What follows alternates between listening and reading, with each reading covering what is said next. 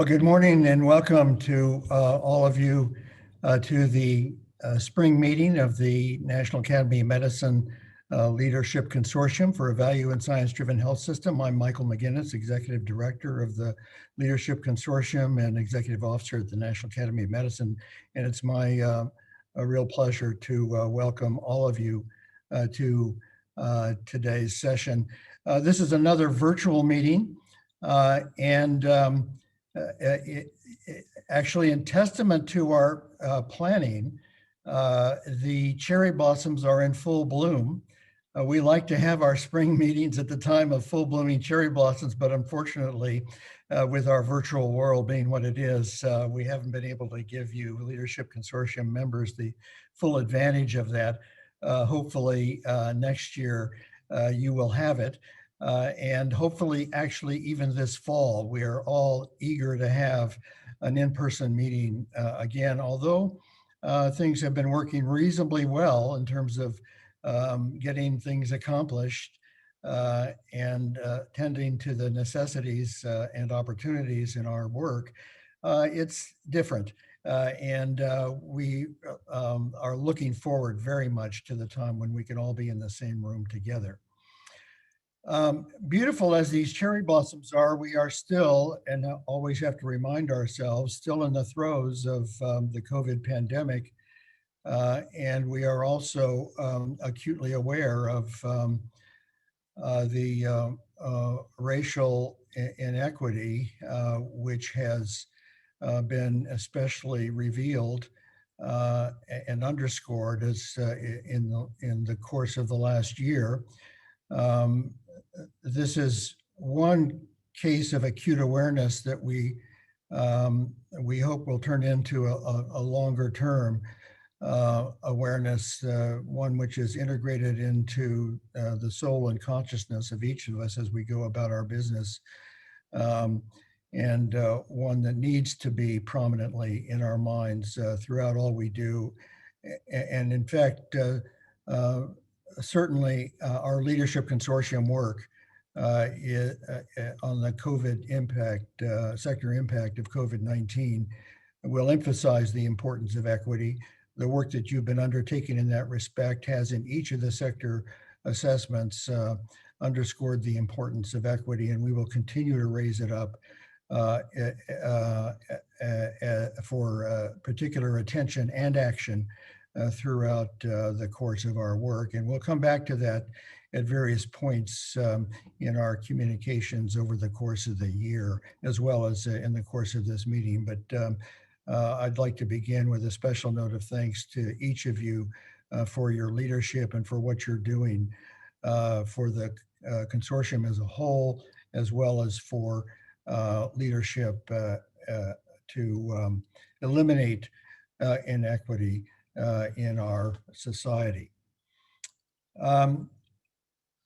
As we move to consideration of the work of the consortium, and before I turn the podium over to our chair, Mark McClellan, I do want to acknowledge our new members who have joined us today.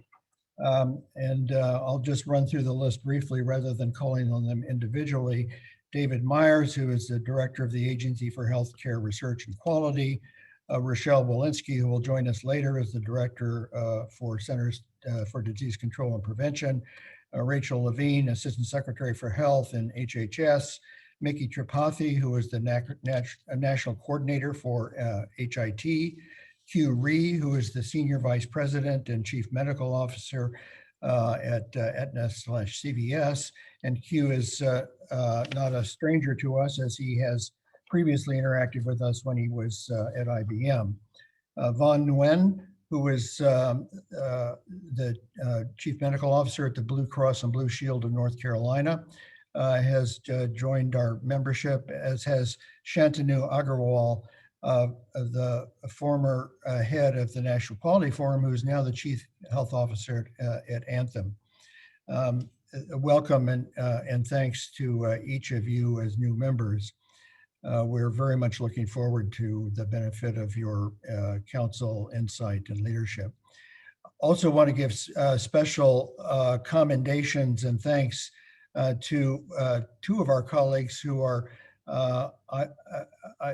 soon to be leaving their current positions and the representation on the Leadership Consortium, but who will, I hope, remain very closely involved in our work because they've been wonderful partners. Amy Abernathy, who is the Principal Deputy Commissioner at FDA and a real champion of the Leadership Consortium activities, and in particular our focus on a continuous learning health system.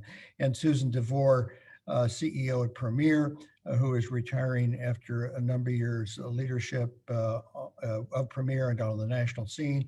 And she's been the co-chair with Jim Madera of our Value Incentives and Systems Action Collaborative. So Amy and Susan, thanks very much on behalf of all of us for the extraordinary contributions that you've made.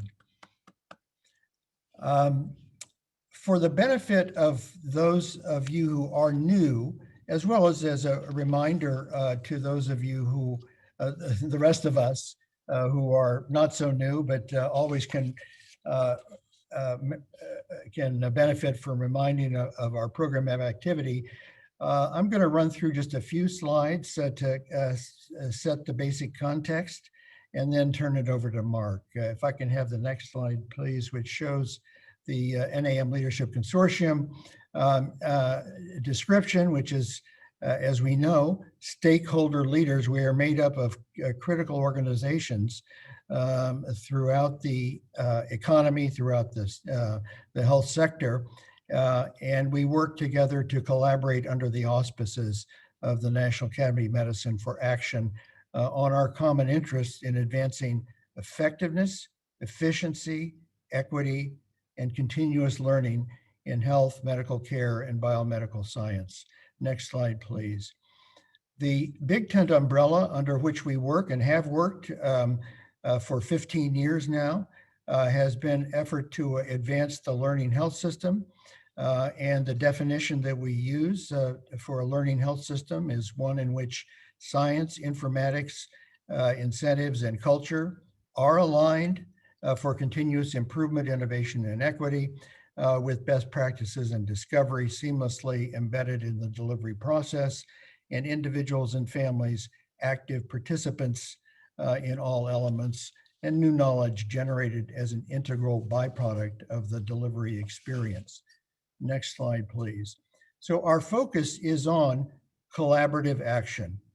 And the element of collaboration and the element of action is a philosophy and an obligation that we, through our work in the Leadership Consortium, have introduced into the national academies. Because we, your predecessors, and all of you who are engaged at the moment, have made it clear that simply identifying priorities, deriving the essence of science for the benefit of society, important as it is not sufficient. That we need to work together in order to help facilitate change where there is strong common purpose and understanding. So next slide, please. We have formed a series of action collaboratives, mirroring the definition that I mentioned earlier, one each for science, informatics, incentives, and culture. In science, our focus is the Evidence Mobilization Action Collaborative. In informatics, it's the Digital Health Action Collaborative. In incentives, it's Value Incentives and Systems Action Collaborative. And in culture, it's the Culture, Inclusion, and Equity Action Collaborative. With the special emphases within each have been identified by the collaborative leaders and participants, and they run as follows. For evidence, of emphasizing continuous learning through real-world evidence. With informatics, emphasizing the digital infrastructures, integrity and progress, and the positioning of data as a core utility. In incentives, The focus is on payment based on health outcomes for people and populations, and in culture on full and equitable health engagement for people and communities. Next slide, please. Each of the collaboratives has four core activities.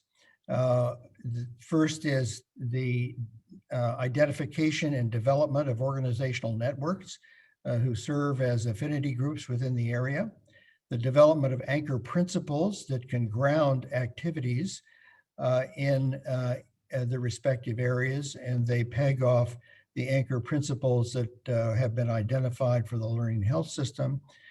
They are in the process of or have completed the development of 2 or 3 key progress indicators, which give a sense of society of how we're doing with respect to science in the digital arena and value and culture, and then develop obviously a series of collaborative projects. Next slide, please. Here are some examples of the collaborative projects. Next slide, please. There we go, got it. The COVID-19 impact, sector impact assessments, obviously the focus of our conversation today. The integrated payment strategies for individual and population health. We have a session coming up in later May on this, and several of you are involved in this. We've had an active agenda on artificial intelligence and machine learning in health and healthcare. We have partnered with our colleagues in PCORI to assess priorities on the health horizon that will help forge our path to an active research agenda in health and healthcare. We are mounting an effort related to a governance framework for health data as a core utility, and several of you have already been important key informants on that work as we begin to lay out the action plan. Coming up later this year is work on health equity and AI algorithmic integrity. We are also working in partnership with our colleagues at CMS on metrics for assessing community engagement. And then finally, we've developed a series of activities on technologies to enhance individual and community engagement.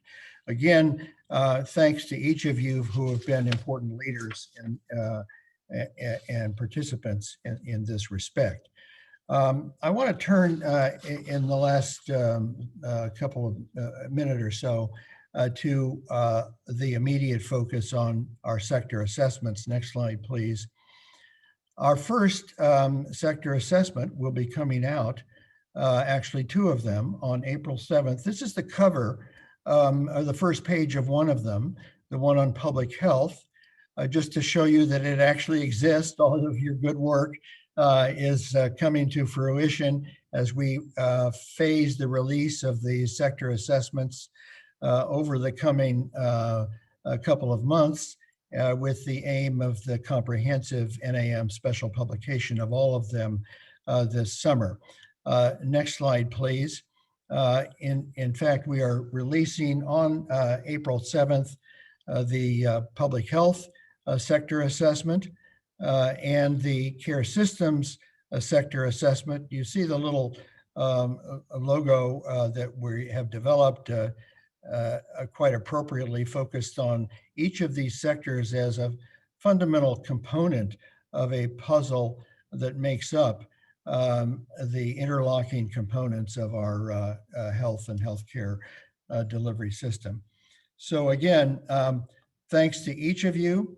And thanks in advance for the ways that you can help mobilize your own organizations, as well as the activities of your sister organizations within the sectors, which is a particular focus of today's members meeting. So once again, with thanks to you and with triple underscored thanks to our chair, I'd like to turn it over to Chair Mark McClellan.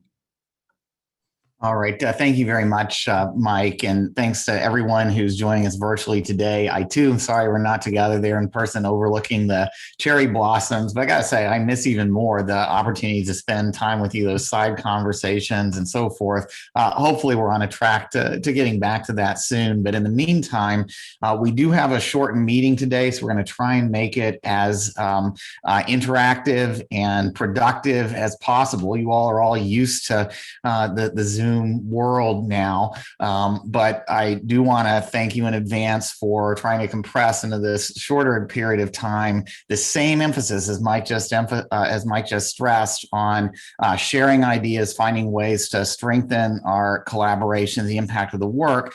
We are going to be focusing mainly today on these presentations from the COVID-19 sector impact assessments. This is both important for a chance to provide some your perspectives and ideas on these assessments, but these were intended to be done quickly so that we could get some initial ideas and impressions out about how to move forward from this unique place we are in reforming our healthcare system in the midst of a pandemic, but hopefully to drive some of the work that Mike just described. So the sector assessments and lessons for health system change in 3 areas. We have, as you may recall, this Leadership Consortium's cross-sector assessment of the vulnerabilities highlighted by COVID-19 covered 9 different areas, and the aim was to identify key issues, most compelling early lessons where sector-wide cooperation is needed to improve the performance of the health system, particularly in areas related to equity. And in addition to these 9 areas, we also have a concluding paper that cuts across all of them on key cross-cutting themes that have emerged from those 9 areas.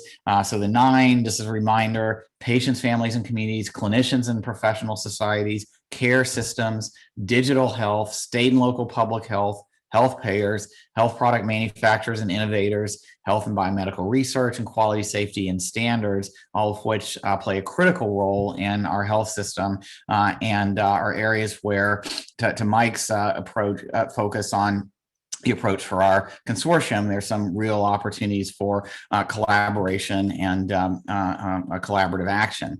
So we're going to hear from about three of these during this session. I'd like to introduce Frederick Asasi, who's the Executive Director at Families USA, who will talk about the Patients, Families, and Communities sector assessment.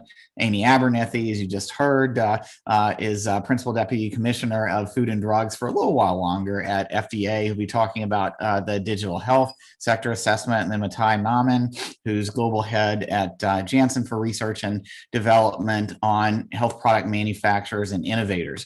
They're going to each give some brief opening summary comments. You've got the paper drafts, as you know, and then we'll have a little bit of time for a few clarifying questions after each one.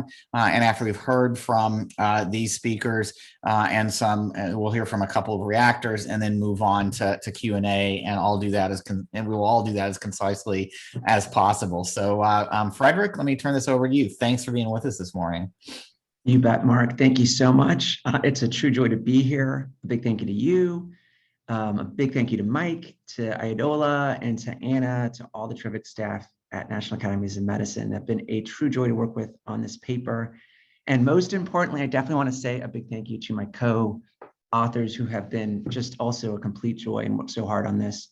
That includes David Skorton from WAMC, Mary Naylor from Penn, David Grabowski from Harvard, Valerie Montgomery Rice from Morehouse, and Sandra Hernandez from California Healthcare Foundation. It's been a terrific team.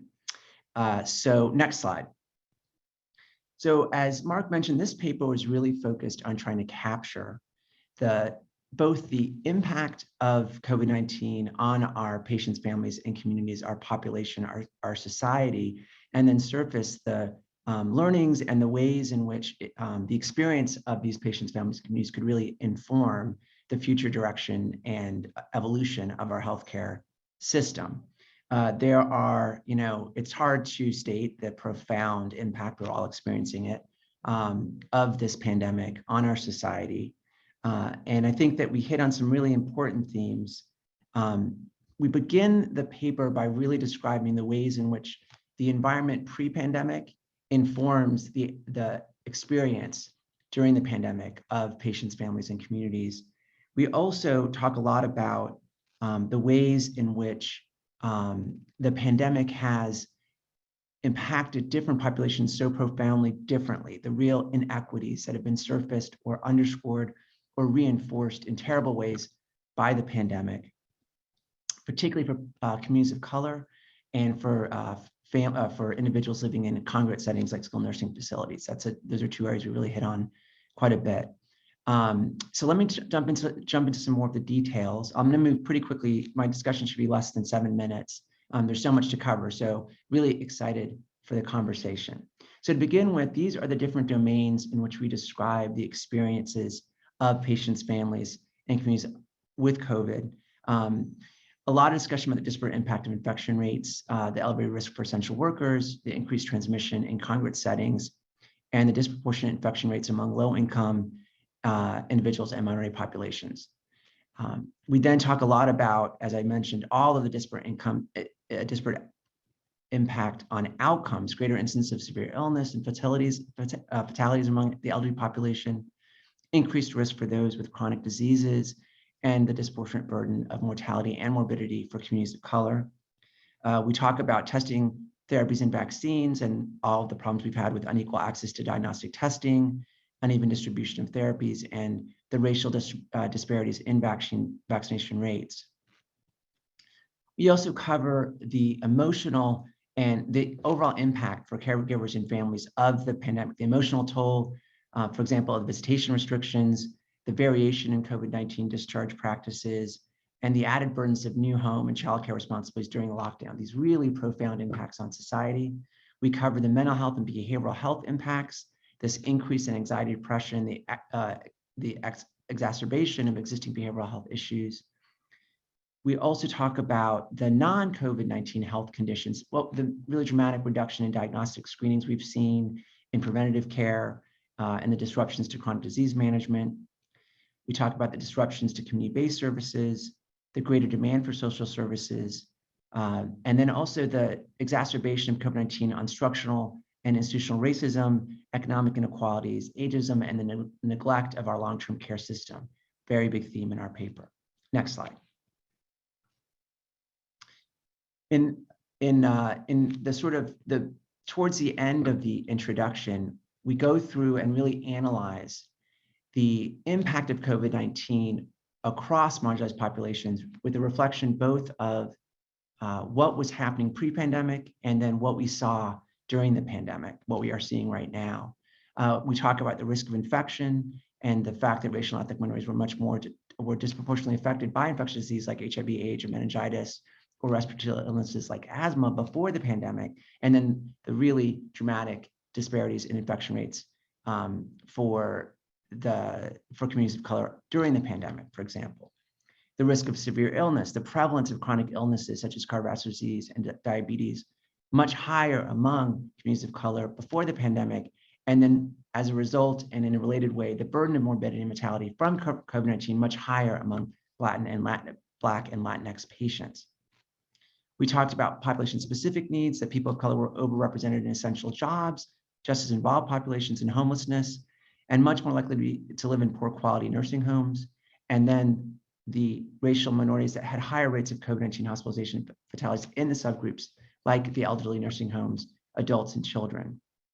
We talk about the racial and ethnic minorities, the fact that racial and ethnic minorities are much more likely to be uninsured and live in primary care shortage areas around access. And then that those same communities of colors lack ready access to diagnostic testing, were vaccinated at slower rates compared to white patients. In mental health, we see that people of color have less access to mental health services than white patients, and the incidence and symptoms of anxiety and depression disorder because of COVID-19 were much higher for people of color. For non-COVID-19 care, we talk about the fact that Black and Latinx patients are an increased risk of early incidence and progressions of chronic disease, and that therefore Black and Latin patients were much more likely to defer or delay non-COVID-19 care during the pandemic.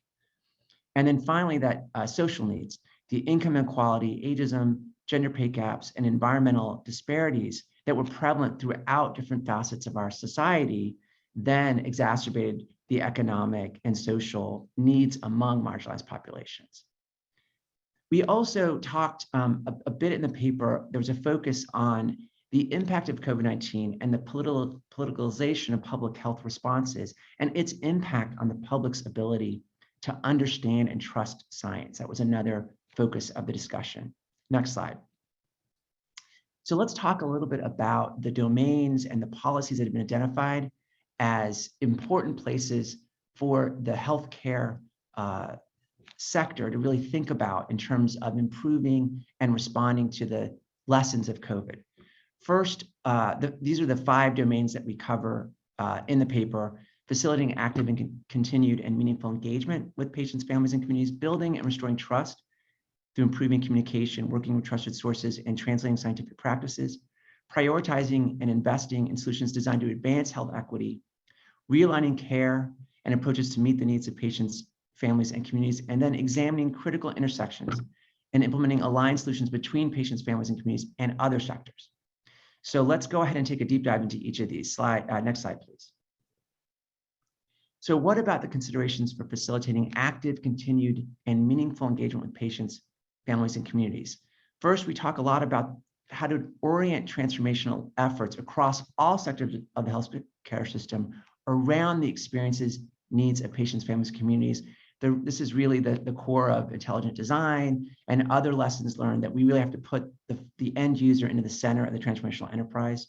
We have to affirm our commitment to an investment in programs for patient-centered research, measurement, and care delivery. And then we have to leverage incentives and regulatory guidance to improve the representation of patients, families, and communities in the decision-making and governance across the healthcare system and in our policymaking.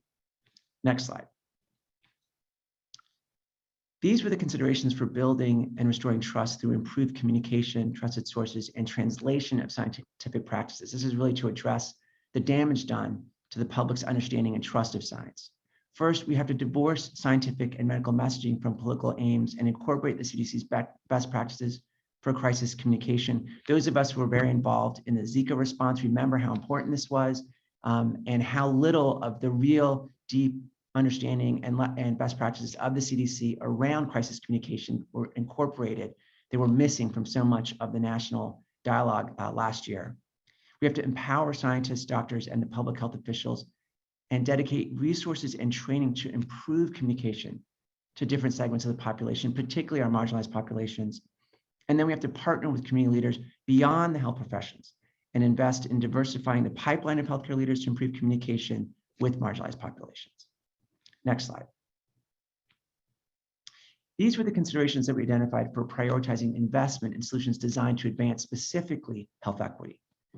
Again, empower patients, families, and communities as active partners in the design, implementation, and evaluation of health equity policy solutions. Bring those communities of color and other disenfranchised populations into the design phase. Invest in robust digital tools and data systems for collecting and measuring health inequities. We still have very uneven reporting of healthcare data by race and ethnicity. And as we all saw, being able to speak with authority and with surety about the impact of COVID-19 on specific populations and the disparate impact really drives a lot of policy response and a lot of the public discourse. Develop and structure multi-sector partnerships around health equity. This is a really big theme. And then engaging with leaders, sort of along the same lines, engage with leaders outside the healthcare system to develop strategies for addressing the social, economic, and environmental drivers of health. Really think about the social determinants and all of the multi-sector partnerships that we can engage in to address health inequities. Last slide. And then these were the considerations for realigning care approaches to meet the needs of patients, families, and communities. So first, support the expansion of prevention programs focused on both physical and behavioral health. That integration has really become so important as a result of the impact of COVID-19. Increase investment in home and community-based services, including supporting the ability of patients to age in place and increasing resources available to Medicaid finance caregivers. There's a lot of discussion in the paper, both about the role of Medicaid at this sort of the twin crisis of both a pandemic and an economic crisis, and how important it is to support the program and the caregivers that are financed by Medicaid, both in congruent settings and across the healthcare sector. Implement payment reforms to increase coverage and access for mental health services, expand networks of community health workers and peer providers to improve care coordination. A lot of discussion about the important role community health workers can have to address both the impact of COVID-19, the lessons learned, and the inequities in the healthcare system. And then finally, enhance the health professions workforce through a greater focus on diversity, on cultural sensitivity, and scope of practice to really try to fundamentally realign the healthcare sector to meet the needs of patients, families, and communities. So that was a very quick snapshot of a very deep paper and a lot of work. And I'm really excited to have a conversation about this in a few minutes. Great. Frederick, thanks for covering a lot of material in a limited time period. Any brief clarifying questions at this point for Frederick? This is Lena. I do have one clarifying question, if that's okay. Please go ahead. Frederick, thank you so much. This is really thorough, comprehensive, and really great ideas. Just quickly on this last slide relating to resources for family caregivers or caregivers in general, why Medicaid finance? So why only focus on Medicaid? If you could just say a little bit more. Well, I think that the paper doesn't say that Medicaid would be the only way to finance this. This was some of the really deep thinking from David at Harvard about congregate settings and skilled nursing facilities. And right now, almost all that care is financed through Medicaid. So it really is more of a descriptor. Medicaid financed caregivers need a lot more support. The paper is agnostic as to whether or not Medicaid should be the funding stream for that, or there would be other ways to do this. But currently, it's the main funding source for these caregivers. Great, thank you. Agree with you. I don't think we want to just focus on Medicaid as being the sole funding source. So thank you for elaborating on that. Absolutely, yeah, great question. Mark, this is Lee. Yeah, please go ahead, Lee. So my question on the expansion of the community health workers and in my academic home, as opposed to my government role, they have been trying to get CMS to think about covering community health workers, but yet in models or in other, have you thought much about how we should actually pay them, or should they be paid through sort of either the models or MA plans or in different roles? Thank you, Lee. It's a terrific question. The paper only briefly touches on this question about what's the best way to create a reimbursement mechanism around community health workers. There's a lot of other work out there, as you know, Lee, around that question. I think that the fundamental tension is the power of the community health worker model is the notion that you've found leaders within a community who can both serve the community, represent the community's needs, and often can also move through a professional ladder to become further professionals in healthcare. It's a really profound model. And so then the question is, as we introduce reimbursement mechanisms into the community health worker model, how do we make sure that we don't violate the fundamental elements of the community health worker model that make it successful? So things like accreditation standards, educational standards, even the reasons for which community health workers will get paid can become very detrimental to the model itself. So two examples of that would be, in one state, community health workers were reimbursed through managed care contracts, which can be a terrific way to approach this, because then the managed care companies are really incentivizing, hopefully, the outcomes that community health workers can generate. But in this case, they were just reimbursed to knock on people's doors, make sure that they had their first primary care visit so the MCO could pull down its PMPM. That's not a terrific way to use community health workers, and kind of violates the underlying principles. So it's a really deep question. The paper just briefly touches on it. It doesn't really delve into the nuances on that. And I do think we're going to come back to that topic and a few of the other report outs, and hopefully in some of the discussion, really important topic. Thanks again, Frederick. Want to move on now to Amy and the digital health group's presentation. Well, first of all, hello, everyone, and it's a delight and honor to be here with you. I'm presenting on behalf of our entire group, and importantly, my presentation today does not represent the notions of the FDA specifically. And as I talk about this in the future, I'll be doing so from my civilian hat. Next slide, please. We were responsible for the digital health sectoral analysis. And importantly, I think when we started this conversation back at the beginning of the summer of 2020 and said we were going to focus on digital health, many of us, even on our committee, thought this was going to be predominantly a conversation around telehealth. And as you'll see, really fundamentally, what the digital health sectoral analysis ends up focusing on is the criticality of the underlying data infrastructure.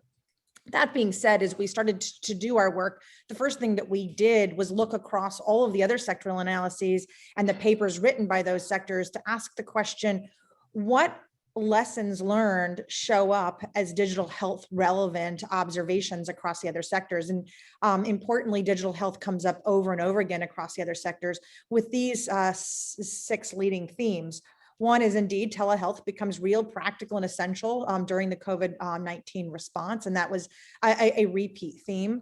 The second theme was really that data and data themselves are pretty critical. They're critical for coordination, forecasting, and also quality evaluation of healthcare. But the data systems, the availability of data, data management, et cetera, is time consuming. It's often chaotic. It's burdensome on clinicians and administrators. Also, another theme was around data interoperability and scaling and the criticality of data and data interoperability and scaling within the context of both health and healthcare delivery, as well as the public health space. And these did not often overlap with each other in terms of data availability when needed. Another key theme was that effective public-private partnerships are essential to crisis response, and really building on these partnerships was critical across the different sectors. That there was also an observation that the digital divide among haves and have-nots within the context of the digital space occasionally formed a solution set or a bridge, but often really led to exacerbation of health inequities. And then finally, that there was great expectations around digital and AI tools, and these were indeed a part of the underlying infrastructure, advanced knowledge, and cope with information, but they were woefully inadequate. Next slide, please. What we did was actually literally plot as a team what we were seeing in terms of these critical observations across the different sectoral analysis papers. And what you see here is that these themes come up over and over again, with the green and the mid blue columns, these would be the second and third color columns, really sort of becoming most prominent. And this then formed the basis for the next set of observations in the paper, because as you can see, both of these columns are indeed data focused issues as it relates to data availability and need, and the challenges accessing the data that are needed. And because of this, we then spent a lot of time as a team really thinking about what was this really telling us and what this might help us think through in terms of pointing towards the future. Next slide. So the key observation is that data without architecture leads to data silos. In fact, we can have more and more data, but still not be able to make use of it. We're reminded of the verse from the rhyme of the Ancient Mariner: water, water everywhere, and not a drop to drink. In fact, what we saw was that many of the tools that were exciting could not be put to the work the way many of us would have hoped. So whether those are the tools of data analysis and visualization, machine learning and AI, or other ways of helping to understand the contours of the pandemic, prioritize work, forecast where things were going, be able to take better care of individual patients, populations, and health systems.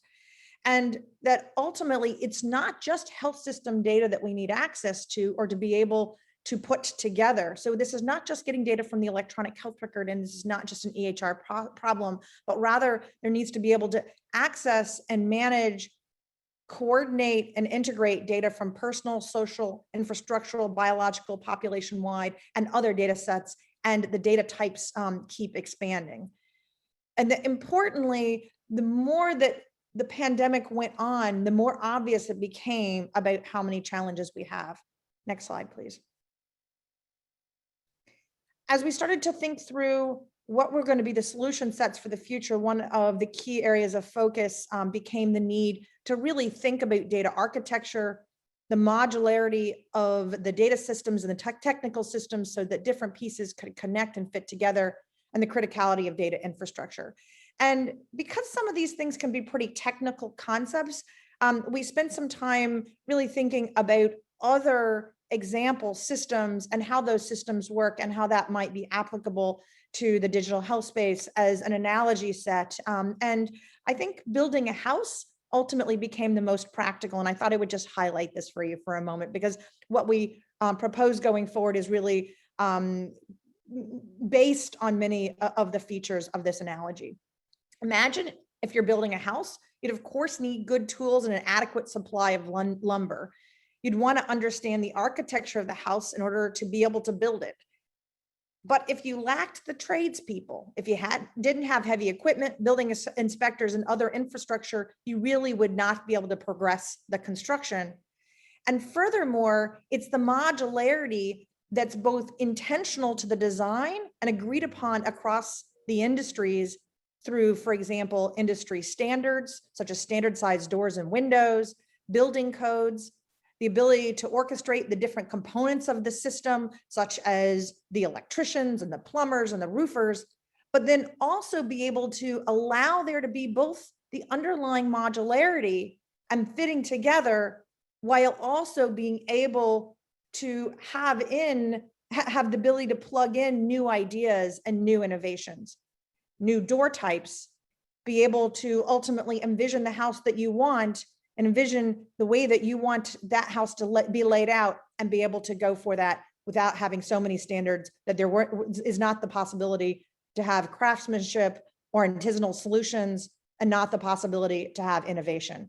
And we really think that there is an obvious aha within the context of the digital health sectoral analysis of the criticality of underlying data infrastructure, modularity, and architecture. Next slide, please.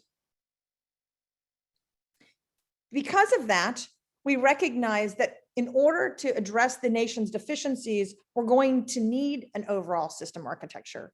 We're going to need modular components that will also allow innovation to flourish, and that we're going to need to be able to support that architecture all the way from design to coordinated implementation, safe deployment, managed evolution, and continuous feedback. And that one infrastructure right now is going to need to be able to be continuously innovated on to move forward. And for that reason, we have tried to think through what might be the solution sets now and into the future. One part of that solution set that we propose as a suggestion in the paper is something such as the Office of Health and Healthcare Digital Integration, or what we call OHDI, which would be a governmental role in advancing such a modular architecture and include several elements. Importantly, foster the regulatory conditions for innovation and establishing the relevant ground rules, while avoiding excessive specification of what the right standard solutions should be.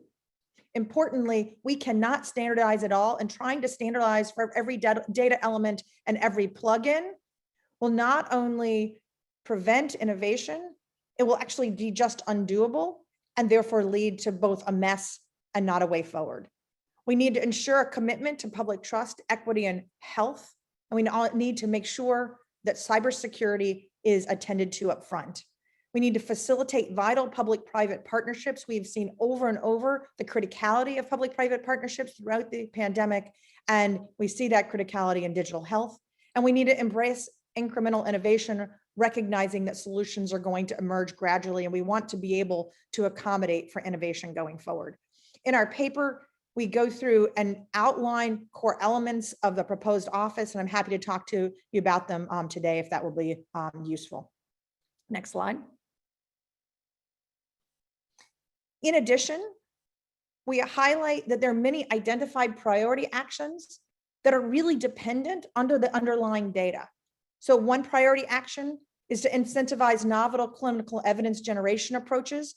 Certainly use of real world data and real world evidence, totality of the evidence, connecting biologic data with clinical trials data, et cetera, really are opportunities for our future platform trials, for example, which show up as an element in the medical product manufacturers piece. These all require us to really move forward with data architecture and infrastructure. Similarly, if we want to harness AI in the same way it's been harnessed in other parts of our life, we need a coherent data infrastructure. If we want to get individuals the healthcare that they need by making sure that AI algorithms are not biased, by matching treatments to patients in better ways, by doing generalizable clinical research, we need a better data infrastructure. And if we want to realize the potential of a learning healthcare system, we certainly need a better data infrastructure. There were a couple of other observations that I'll leave you with. One was that if we want to continue to advance telehealth, we need to right-size healthcare regulation. And actually, we can use telehealth and the ability to right-size healthcare regulation and advance innovation as telehealth as an example. And one example here is that the Office of Civil Rights, when they indicated that they would use discretion during the public health emergency in enforcing HIPAA, it really allowed a rapid advancement in the telehealth space, also made possible by clinical licensing and reimbursement elements. And these right-sizing actions really spurred this sector forward. We also highlighted the importance of understanding the need for business solutions to allow all actors to participate in the underlying data infrastructure and data system, so that we could also then participate on what it allows us to have. And really, these public-private partnerships are going to be critical for that to be figured out. We highlighted the need of cybersecurity. If anybody was following the SolarWinds story that kind of came out right towards the end of 2020, you can understand how important cybersecurity is across our digital infrastructure. And then we need to make sure that we have the right kind of training within our medical schools and really all across our health and healthcare system. So I'll stop there and thank you very much. Great. Thanks very much, Amy. We are a great presentation, a lot in there. We're running a little tight on time. So I would suggest if there are clarifying questions at this point, remember we have a lot of time for a good deal of time for discussion this afternoon.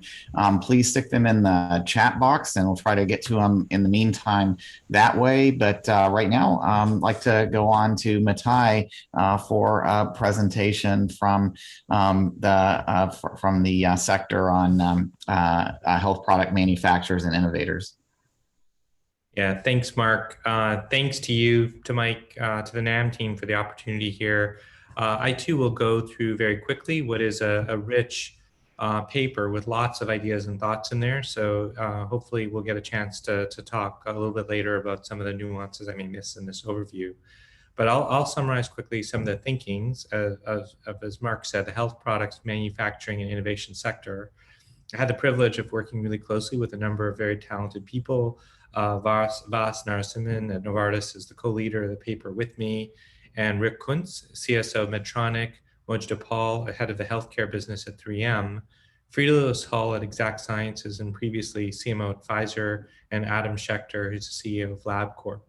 So, and as Amy said too, the paper represents the views of us as just thinking individuals and not our organizations. So on the next slide. So there's not a question, this is probably evident, that the US healthcare system as a whole was under massive pressure, a pressure probably it hasn't witnessed in probably a century over the last year. And this has been very true for all those inventing and making medicines, vaccines, diagnostics, hospital supplies, medical equipment. And so all of those individuals I named are represented in the HPMI sector. So we're going to spend time now on opportunities to evolve. But I did want to just start out by saying that the sector did come through in a big way and put our set of US companies, US industries on a world map. We did rally and were able to come up with products that help diagnose patients with COVID-19, help them if they got sick, and prevented their sickness through vaccines. All of it was pretty messy and revealed certain weaknesses in our systems. So to us, part of what makes the country great and the system great is that we are right now deliberately reflecting on these events, not to be defensive, but see opportunities all around to improve things. So how do we reduce the apparent inefficiencies and vulnerabilities that this last year during the pandemic really revealed? And how do we prepare for the next pandemic, which will surely come? But perhaps as importantly, or more importantly, what's this pandemic revealed under pressure that would have been more difficult to see in the absence of the pandemic, and allows us to make the entire sector better able to persevere and improve health of all people? So examples of systemic challenges that my co-authors and I saw were as follows. First is information sharing and subsequent coordination. As with any analogous large-scale coordination of human beings, very rapid and efficient and accurate information sharing is absolutely critical. Such information sharing is really foundational for efficient and effective action. And without that, like, the action won't be efficient at all. And that sharing was lacking during this pandemic. Amy just presented a beautifully broad discussion a moment ago on the data topic deeply, and that paper is worth a very close read. So I won't go too far into that in this report. So second, the ramp up of delivery of diagnostics and the needed medical equipment early in the pandemic was not quite where we needed it to be. And this partly reflected a lack of the needed redundancy and coordination in the system, and some other factors as well. One common theme through a number of the subsections in our sector report is the global nature of the supply chain, and disruption at different points at different times proved very challenging. Swabs are produced in great volume in Italy, and if Italy had or did have a problem with the pandemic at a different time, it can disrupt the supply chain globally, for example. Third is the prevalence of false products. So counterfeits and substandard products, this was quite significant. And then finally, underneath it all is something else that came into starker contrast, and that's the healthcare inequities in our society and our systems, and the associated lack of trust in science and technology, and maybe intent of companies and systems. So most prominent of these inequities showed up in people of color, and Frederick and the team did an amazing job just a moment ago on the topic in greater detail. So none of this is shocking, really, but it presents just an amazingly good opportunity to honestly and rigorously reflect and evolve. So on the next slide, there were 6 areas for opportunity that the paper highlights. And with collective will, these can be tackled in a way that we believe can lead to transformational levels of positive change, as opposed to something incremental, which we're at risk of. So first is the support of science and its communication. Second is supply chain and surge capacity with an eye to what is regionalized in some cases. And of course, addressing the trade-offs that are natural between the resilience of a system versus its efficiency. Third is data and information sharing systems. This will be also explored, as it has been, through a different lens by Amy Abernethy and co-authors. Number 4, regulatory pathways and reimbursement. 5 is the public and private sector coordination and communication at different levels, with an emphasis on transparency and understanding, and to a degree uniformity, if we can get to that, and trust as appropriate measures of success, ultimately, of communication. And finally, we should address, and we did address, how to deal with substandard care offerings, including counterfeits. So let me elaborate on a couple areas here just to illustrate. For example, with science, in order to prepare for the next pandemic, which will, by the way, surely come, it's probably going to be caused, it has been in the centuries of history, by influenza viruses or coronaviruses. And we just need to invest finally in understanding that zoonotic flow and what are potentially pandemic viruses years and years before they strike. Interestingly, that's knowable. We just haven't done the hard work of knowing it.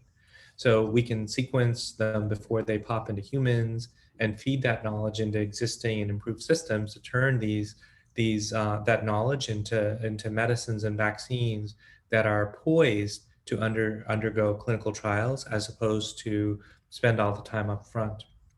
So this kind of investment won't return immediately and might even be seen as a burden or a waste of time by some, but it's not over a sufficiently long time frame. And it's that long time frame that we need to kind of embed as what we're trying to optimize around. Another example is broadly, we need to invest in basic science and its translation to products more aggressively than we do right now.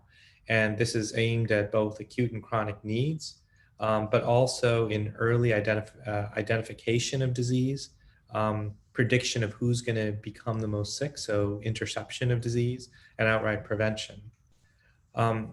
And for example, with the supply chain coordination surge capacity, it's critical that we as a nation feel confident that when the system's stressed with the next pandemic, we can respond. So just to touch on that trade-off again. So a major idea that's drawn from the engineering space and other spaces too, is that there is often a very deliberate trade-off between the robustness or resilience of a system and how efficiently it can be operated. If one optimized for cost efficiency alone, you typically see less robustness and an ability to respond to like an impact. For example, if a community just had enough electrical power just to serve the community barely, that may be a very efficient way to run things from the power plant's perspective. But in a crisis, if some essential part of the system were harmed, the community might be short power. And given the absence of well-maintained redundancy components or whole systems. So more power plants or too many backups introduces cost inefficiencies and may increase cost, including to the members of the community. But ultimately, again, over the long run, that such redundancy actually is helpful. And do we have the balance between efficiency and resilience right or wrong? We propose in this paper that we do a bit, and we have not had a major crisis for a while. So this serves potentially as a course correction.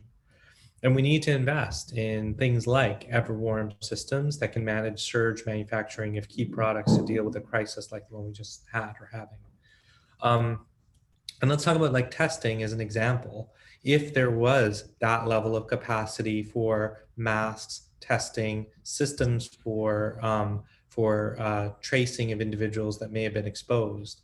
An example is the University of Duke.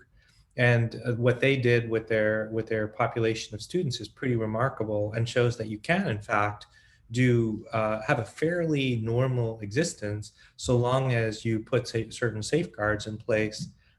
You make rules that compliance is assured, and testing in that school was deep and broad, and contact tracing was done really, really well. And for example, in the school, they were testing at random twice a week, and contact tracing, like I said, was exemplary. Almost everyone's on campus. The crisis has been under control.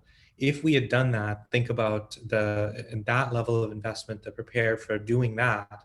Imagine how we could have mitigated some of the medical and economic impacts that we saw.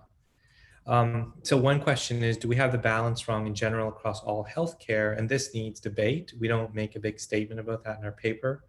It's possible that coordinated or central investment is needed to address the most catastrophic and most likely sources of assault on the system outside of a pandemic, I mean.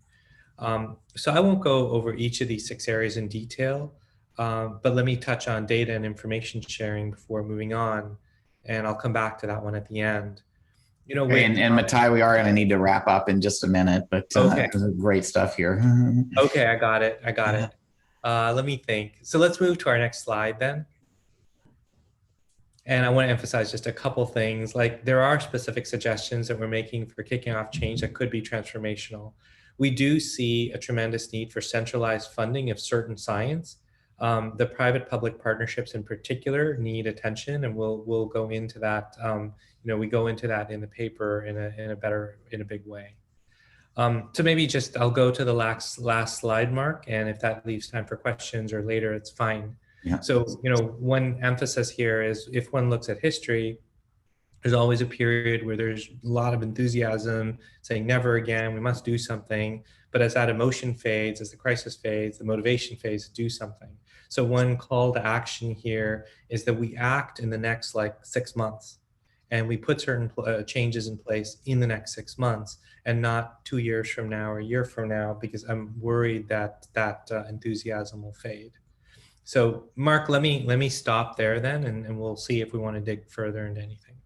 Great. Thanks, Matai. Covered a huge amount of ground and a topic that's been obviously a critical part of the pandemic response and that we need to address for the future. So we are going to come back to this after our next session, but I do want to go right to that now. We have two visitors who will talk about some of the critical issues and opportunities for health system transformation here at the outset of the Biden-Harris administration. So first, I'd like to introduce Elizabeth Fowler.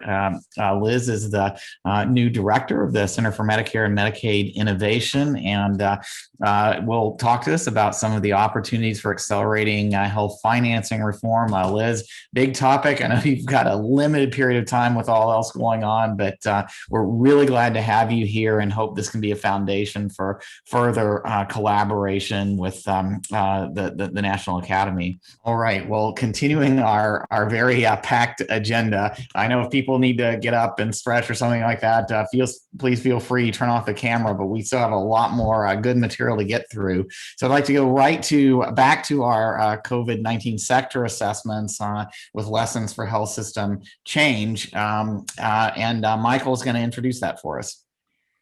Yes, thank you very much. Thanks again to both of our noontime speakers. And we're going into the reuptake of our sector reviews, obviously with terrific guidance. We heard from Liz on the payment side of things, and we heard from Rochelle on the public health side of things, and we're moving right into the payment and public health sectors. So we're fully equipped not only with the wonderful insights from the papers, but also the call to arms, if you will, on Liz's side to think in health transformation terms. What is the North Star?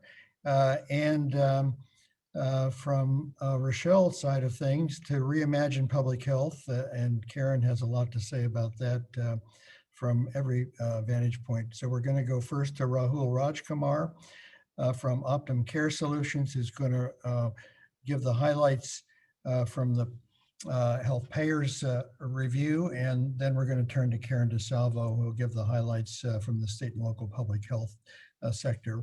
Rahul, over to you. Awesome. Thank you, Dr. McGinnis. First, I just want to thank the National Academy of Medicine staff who helped us prepare this assessment, and also our co-lead, Dr. McClellan, and all of the participants in the group. So thank you for your efforts. I'll try to be super brief. You could just go to the next slide. We looked at this in 4 different buckets. So I like the expression call to arms. Our analysis focused on how did payers, both public and private, respond to the call to arms from the pandemic in March of 2020 and beyond. And we looked at how payers responded really in 4 different ways. So how did they support their members or patients in the delivery system? And how did the meaning of what it means to be a member or a beneficiary in a public program change? Most products in the payer space are built around provider networks. That is the core of an insurance product. But how did the relationship with providers change? And how did payers support or not support providers in their networks? We looked at some of the business implications for payers or financing implications in dealing with extreme volatility from rapid changes in expenditures for healthcare services. And then fourthly, just a rapidly changing policy environment. So how did they respond to changes in law, changes in regulation that evolved over the course of the past year? Go to the next slide. I would summarize the assessment as, we saw flashes of what is possible in healthcare from this call to arms. And so some real areas of light, which were later followed on by changes in law and regulation, And so let me highlight 5, even though there are 6 on the page. So one is, rapid changes in policy. So we saw many payers go to parity for payment for telehealth services almost immediately from the moment of a declaration of a public health emergency in the United States. Now, I have been a leader at CMS and in the commercial payer world. And if you were a leader in a payer organization, on most days you're basically a bean counter. And I can personally attest to wringing my hands about parity payment for telehealth for years, and suddenly in the space of 24 hours, turning on a dime and changing these policies. Similarly, waiver of cost sharing requirements for COVID-related services and testing, and then also dramatic reductions, in some cases just ripping out of prior authorization requirements.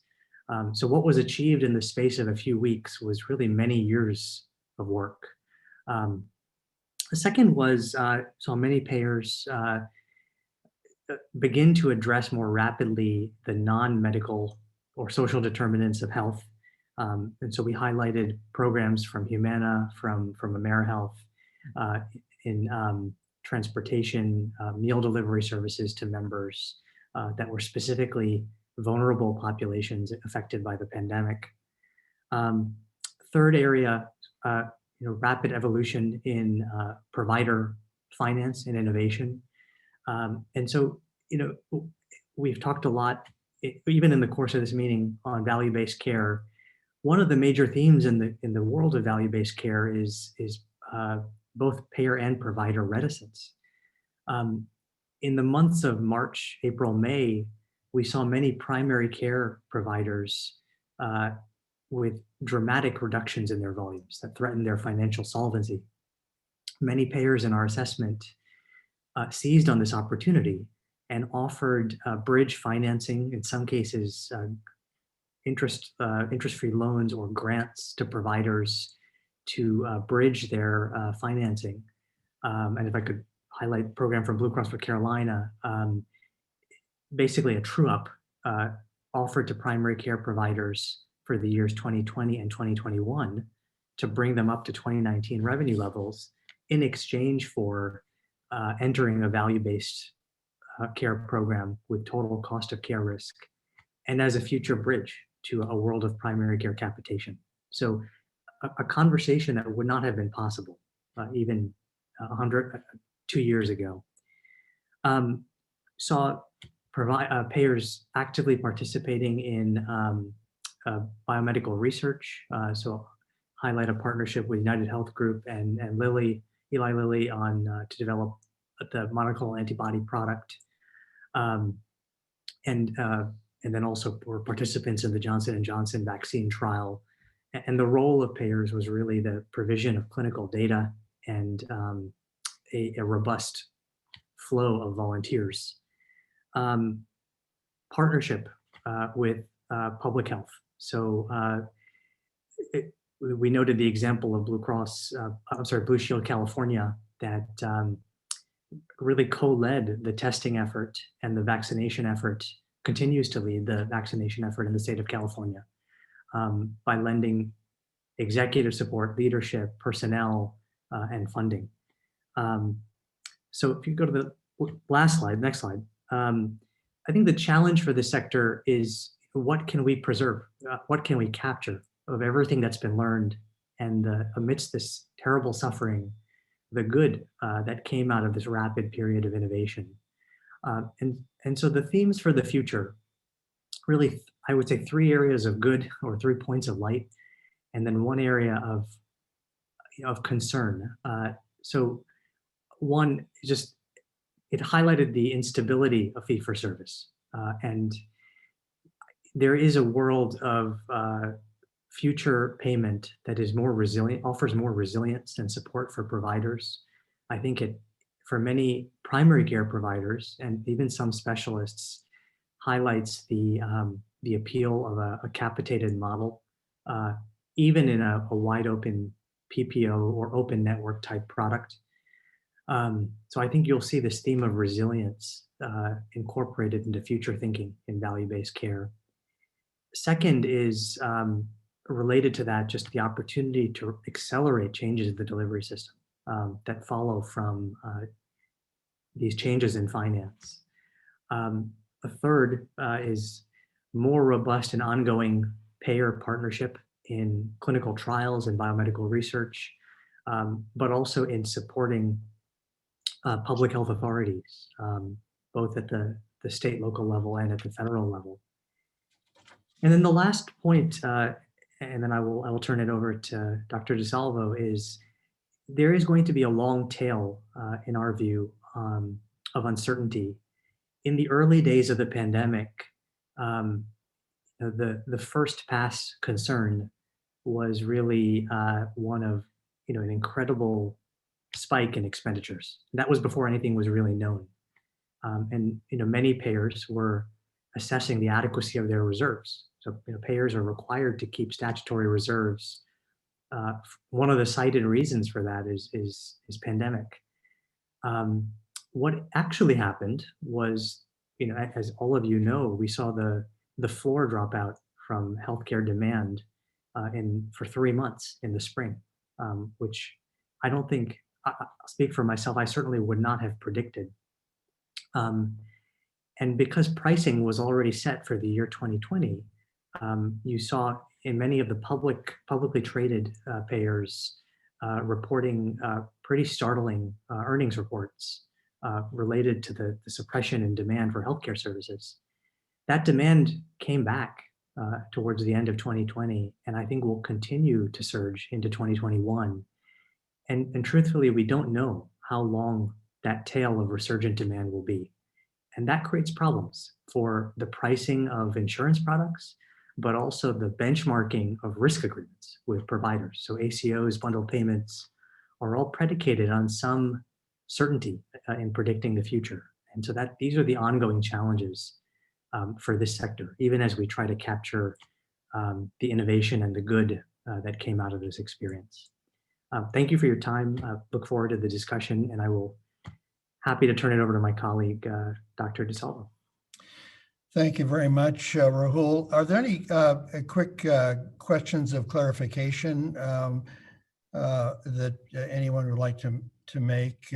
We will be going to a more robust Q&A session after Karen presents, but if there are any burning issues right now, please raise them. Okay, hearing none. Again, thank you very much. Mark, did you want to add anything as a co-lead on this particular sector? No, I had the privilege of working some with Rahul on this effort, so not anything to add. A great summary. Great, thanks very much. Now we turn to the public health sector, and Karen DeSalvo is going to speak on behalf of the sector. Karen? Great, Mike. Thank you so much. It's wonderful to follow my friend Rahul and be with you all today and represent what has been an incredible working group. We've got a slide at the end of the individuals who've participated, which we can go over. But I particularly want to call out Bob Hughes, who I think is on the call today, who co-chaired this with me, and thank him for his leadership and support. This is wonderful to get to do on the heels of Dr. Walensky's comments, and so much of what she's got top of mind or what this work group is thinking about, so that maybe our work will be facilitated by that terrific partnership there. Next slide. I think what I want to start with is just shaping out the common challenges and issues that were on literally the front page, top of the fold for much of this pandemic over the course of the past year, about the challenges that state and local public health face in the US around workforce, technology, foundational characteristics, as well as the boom and bust funding cycle for them, which causes it to be difficult for them to respond in times of emergency. A few highlights here for the group, for the task force that worked on this, were just that these challenges were not due to the pandemic or new at the time of the pandemic, but we have a couple of decades leading into this COVID-19 era that have created some weaknesses in the public health infrastructure in the US, particularly at the state and local level, that made it very difficult for them to step up and do the job, but they were certainly heroic in the work that they did all across the country. And we call out many examples in the report of how, despite the common challenges and issues, public health leaders, public health workforce, public health workers on the front lines leaned in to do great work. One of the common themes, though, that was seen is not only were there too few workforce, but they didn't have all the right skills for the 21st century. As has been highlighted multiple times today, there was not only outdated infrastructure for technology, but a lack of interoperability, particularly with the healthcare and private sector. The funding tends to be more for particular challenges or projects or grants, so rather siloed and categorical, rather than flexible enough to allow them to lean into emergencies and really be either ahead from a surveillance standpoint or a communication standpoint, but also just to be able to respond to the many concrete needs on the ground, like testing services. Next slide. As we worked on this report, what the group wanted to ground in was what is known and thought about in the public health community for, I'm sorry to say, literally again, decades, about how we describe our essential services and our foundational capabilities. These are two images on the slide meant to talk about in the services bucket: assurance, assessment, and policy development, which guide the work that we do in public health. And all of that is grounded in equity and done through an equity lens. This is the most recent update from the public health community of that cycle of work that we do together. I think key to this report, though, was also thinking about what you see on the right side of this slide about the public health infrastructure, that there are services and supports that need to be undertaken, and there's variability in how much emphasis public health may need to apply based upon epidemiology in the field. On the other hand, there's always a need for this basic infrastructure around assessment and surveillance, emergency preparedness, policy development, communications, community partnership development, organizational and administrative competencies, and accountability and performance management. Really thinking about it not just as a service, but also as a business that needs to be efficient and effective and working well for the community. Predicated on these notions is an accountability framework, the public health accreditation process. There is a national process. There are also some state processes, and it certainly is helpful for you all to recognize that one of the things public health has been moving towards is not only defining the scope of its work, which is what you see here, but also finding ways to make sure that we can be accountable, not only to the taxpayer, but to other funders, so that as we do our work, there's a loop back mechanism to make sure that the efforts are moving forward on behalf of the public. I'm gonna flip in a minute to the recommendations, but before I get there, I do just want to say that again, what we strove to do in this report was really think about what is already commonly accepted, but also kind of right at the leading edge of where public health needs to be in the 21st century. And so, though I say that there's been for decades some agreement, there's definitely some tensions in how much accountability or how much shift in workforce or how much to prioritize partnerships. And I think that's what the group is striving for in these recommendations. Next slide. So 6 main areas for priority actions for the actors. I'll just call out, there are detailed recommendations hanging off of each of these 6 areas, but I'll call out a few top line in these, so without taking the time to walk through them, because I know you're all going to read the report when we get it out next week and carry around a copy in your pocket. So you can make sure that we're acting on all of it.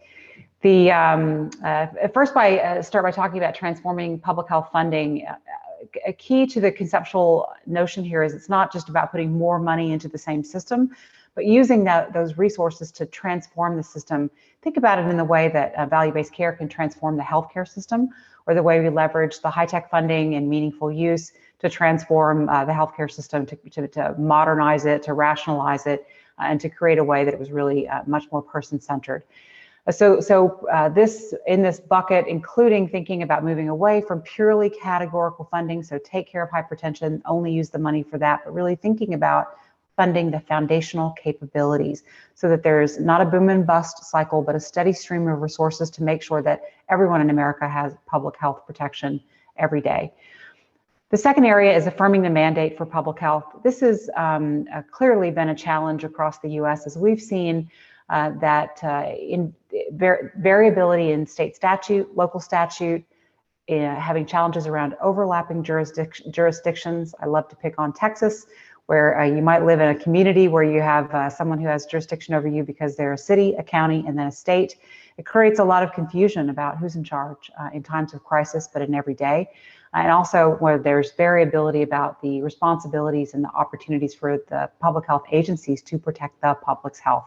So some attention here to making sure there's harmonization of statutory responsibilities, but that also then leads into this next area of promoting structural alignment. The US public health system is federated, fractionated, siloed, redundant.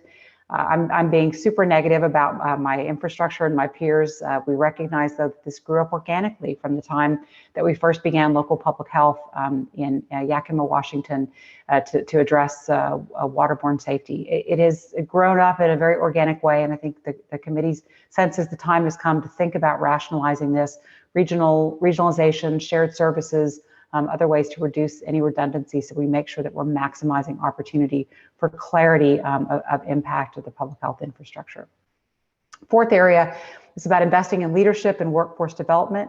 This is, of course, about creating this chief health strategist model, an individual leading the public health agency that can work across sectors, with sectors, also lead their teams as we move further into the 21st century. But clearly, not only do we have a paucity of workforce on the front lines, some of which has been a shift in, for example, clinical infrastructure, given that public health is less often delivering clinical care. But there's, I think we all saw pretty clearly that there are gaps in technological skills like data science or some of the new ways to communicate through social media as examples. Fifth area is about modernizing data and IT capabilities. Obviously, this is a pretty hot topic for not only the country, but for many of the other sectors. Public health just hasn't benefited from many investments in hardware and software and the skills needed. And it also is learned in this pandemic that there are new ways that it can partner not only with healthcare systems to leverage EHR data for better, more rapid surveillance, or with the private sector laboratory infrastructure, but also with social media and technology companies to advance the capabilities that it has. It doesn't have to build them all itself, but it can certainly do a lot more with partnership. And clearly, we do need to make sure that it's a harmonized data infrastructure, data architecture that is interoperable with healthcare infrastructure, but also allows it to do the important public health work that's separate and apart from what healthcare needs to get done. And the final area is about supporting partnerships and community engagement. Big theme in here about public health, though it has the statutory responsibility, it doesn't need to address the public's health alone. It has done this successfully with partners. Rahul shared some examples in his remarks. We have plenty in the report. There's no doubt that going forward, public health is what we all do together as a society to create the conditions in which everyone can be healthy. This also really means engaging community, because public health is often right at the front lines for building that trust and always working to address equity. Next slide. I won't go too far into detail here, but I wanted to highlight again this important concept of advancing public health partnerships, that it's with patient families and communities. A lot of overlap there in that report about the importance of working with CBOs and fostering trust and relationships, working with care systems to not only be a part of care delivery where it makes sense, but sharing data to make sure that we're doing a much better job at supporting surveillance. The fourth area around digital health, clearly the data modernization work is pretty essential, and all of us are going to need to make sure that we're not creating a separate set of data architecture and infrastructure and expectations for the public health infrastructure. And then finally, just on the heels of Rahul and Liz's comments, clearly moving towards global payment models, ones that are really more about population health and not so predicated on fee-for-service or on a reactive kind of medicine, will really help align with the mission of public health, which is about prevention and health promotion on the population level. And those partnerships are going to be increasingly important between public and private payers and the public health infrastructure. So last slide is just to say thank you to the team of folks who have worked on this, and to all those that helped to build out the foundational documents that we built upon so that we can act and move forwards. And I just want to shout out to ASTO, who I know is already using this, and they're planning going forward for the next chapter of public health at the state and local level. And again, thank you, Bob. Thank you, Jennifer Lee, and thank you, Kushal, for all the work that you did. And I will close there and be happy to take questions. Thank you. Thank you, Karen. Bob Hughes, are you on the line? I think he is. Yes, he is. Good. Bob, is there anything you'd like to add? And while you're noodling over that, I'd like to also correct an oversight that from the outset of the meeting, in which I neglected to mention that you are imminently retiring as the president of the Missouri Health Foundation. So this is your last time with us as well. And again, thank you very much for your partnership and engagement along the road. Is there anything that you would like to add to what Karen has already nicely stated? Well, thanks, Mike, and thanks. I really enjoyed participating in these discussions, and thanks for your leadership and Mark's leadership in these. I guess I'd add just one thing, really building on a few comments from earlier in the meeting and how they apply to the state and local public health. And they're really about thinking forward and the importance of moving fairly quickly on moving towards implementation and using the knowledge and insight and lessons that we have. I remember, I think it was Rochelle that mentioned making any changes that we put together, making them as sticky as we can. And in some ways, public health is, the time is right now. We already know that the states and the localities are going to get a lot of money from the American Rescue Plan Act. And that implementation has already, where the money goes and how that gets used needs to be fully informed by the work of this committee. So I think we have a lot of work to do, and I think particularly our co-authors are so important. And I think ASTO's work to begin to do the implementation work right now is exactly right. So I'm very enthusiastic about that. Thank you very much, Bob. And again, thank you for your service with us. We're going to pick up, as you all know, on the implementation dimensions in our 145 conversation. Of course, it's also relevant now.